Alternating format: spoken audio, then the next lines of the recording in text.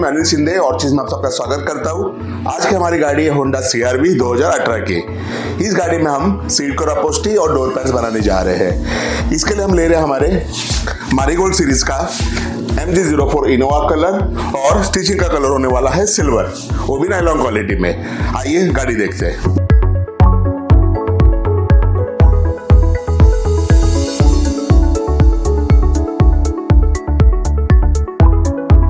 यहाँ पर Honda CR-V देख सकते हो। इस गाड़ी में हम सीट कवर अपहोल्स्ट्री बनाने जा रहे हैं। आप आगे प्रोसेस का वीडियो जरूर देखें, चैनल को सब्सक्राइब करें, वीडियो को लाइक और शेयर करना ना भूलें। Thank you very much.